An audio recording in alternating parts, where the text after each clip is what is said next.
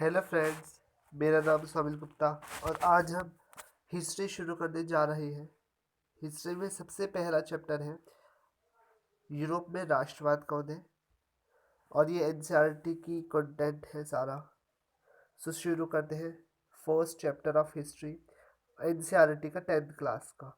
Europe में राष्ट्रवाद का उदय। यूरोप में राष्ट्रवाद का उदय 1848 में एक फ्रांसीसी कलाकार फ्रेडरिक सारियो ने 4 चित्रों की एक श्रृंखला बनाई। इनमें उसने सपनों का एक संसार रचा जो उसके शब्दों में एक जनतांत्रिक और सामाजिक गणतंत्र से मिलकर बना था। इस श्रृंखला के पहले चित्र में यूरोप और अमेरिका के लोगों के लोग दिखाए गए हैं। सभी उम्र और सामाजिक वर्गों के स्त्री पुरुष एक लंबी कतार में स्वतंत्रता की प्रतिमा की वंदना करते हुए जा रही है। आपको याद होगा कि फ्रांसीसी क्रांति के दौरान कलाकार स्वतंत्रता को महिलाओं का एक रूप प्रदान किया करते थे। फ्रांसीसी क्रांति 1789 में हुई थी। ये क्वेश्चन पूछा जाता है, 1789 में हुई थी। उसके एक हाथ में है और दूसरे में मनुष्य के अधिकारों का घोषणा पत्र। प्रतिमा के सामने जमीन पर निरंकुश संस्थानों के ध्वंस अवशेष बिखरे हुए हैं। सारियों के कल्पनादश यूटोपिया में दुनिया के लोग अलग राष्ट्रों के समूह में बांट हुए हैं, जिनकी पहचान उनके कपड़े और राष्ट्रीय पोशाक से होती है। स्वतंत्रता की मूर्ति से कहीं आगे इस जुलूस का नेतृत्व कर रहे संयुक्त राज्य अमेरिका और स्विट्जरलैंड, जो अब तक राष्ट्र राज्य बन चुके थे। फ्रांस, जो क्रांतिकारी तिरंगे से पहचाना जा सकता है, प्रतिमाओं के पास अभी अभी पहुंचा है। उसके पीछे जर्मन के लोग हैं जो काला, लाल और सुनहरा झंडा थामे हुए हैं। कुछ इंपॉर्टेंट बातें।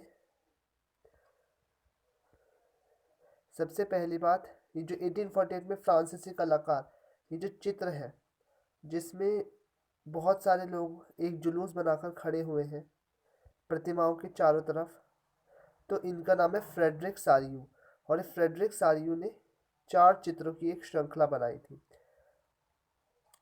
इसमें उन्होंने सपनों का एक संसार रचा जो उनके शब्द में जनतांत्रिक और सामाजिक गणतंत्र में मिलकर बना था। यूरोप और अमेरिका के लोग दिखाए गए।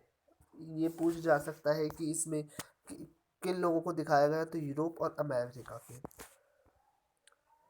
यह दिलचस्प है कि जिस समय फ्रेडरिक सारियो ने यह छवि निर्मित करी, जर्मन लोग तब तक एक संयुक्त राष्ट्र का हिस्सा नहीं बने थे।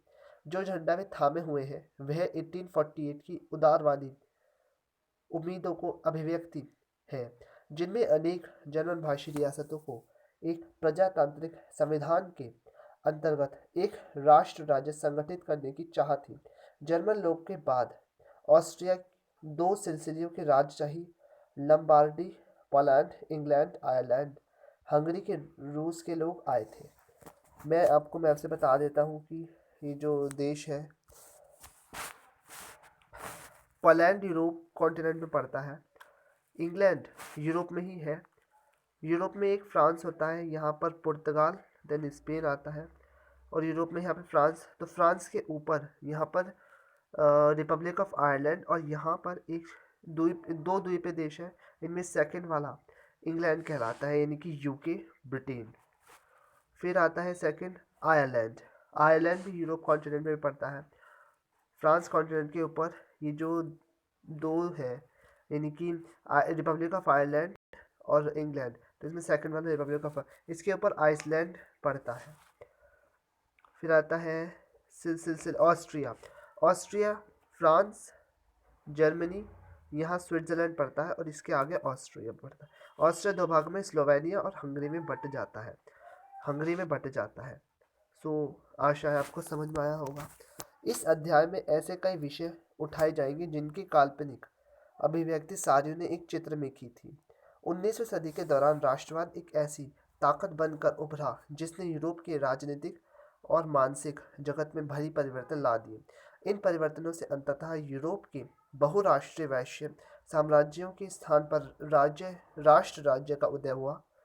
यूरोप में लंबे समय से एक ऐसे आधुनिक राज्य की गतिविधियां और विचार विकसित हो रही थी जिसमें राष्ट्र राज्य में न केवल उसके शासक बल्कि उसके अधिकारी नागरिकों में एक साझा पहचान का भाव और साझा इतिहास की विरासत की भावना थी। साझेपन की यह भावना अंततः काल से नहीं थी, यह संघर्षों, नेताओं और आम लोगों की सरगर्मी से निर्मित हुई थी। यह अध्याय उन विविध प्रक्रियाओं पर प्रकाश डालेगा जिनके तहत 19वीं सदी के यूरोप में राष्ट्र राज्य की राष्ट्रवाद अस्तित्व में आई। तो ये यूरोपीय क्रांति 1789 में हुई थी। पहले मैं आपको बेसिक स्ट्रक्चर बता देता हूँ। और हम मतलब कि भारत पर इंग्लैंड ने यानी कि अंग्रेजों ने आक्रमण 1600 ईस्वी से प्रारंभ कर दिया था। 31 दिसंबर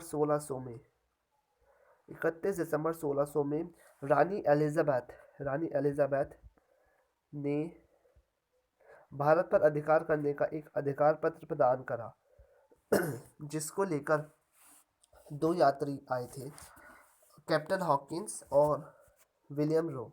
कैप्टन हॉकिंस 1709 में आया था 1609 में आया था और विलियम्स रो 1611 से 15 तक आया था भारत में। विलियम रो ने जहांगीर और अकबर से व्यापार करने का अधिकार मांगा, प्राप्त हुआ उनको।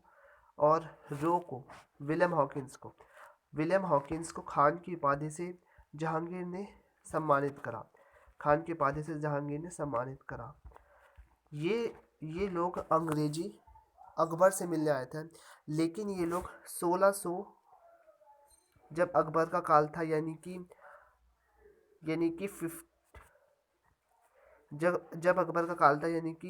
1556 से 1556 तक था और 1556 के बाद आए थे ये सब लोग।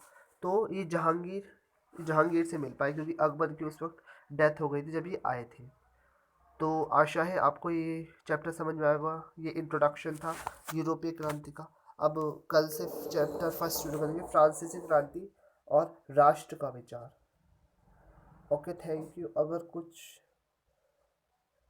क्वेश्चन पूछने हो तो कमेंट्स में आप बता सकते हैं, मैं उसका जवाब ज़रूर दूंगा। Okay, thank you.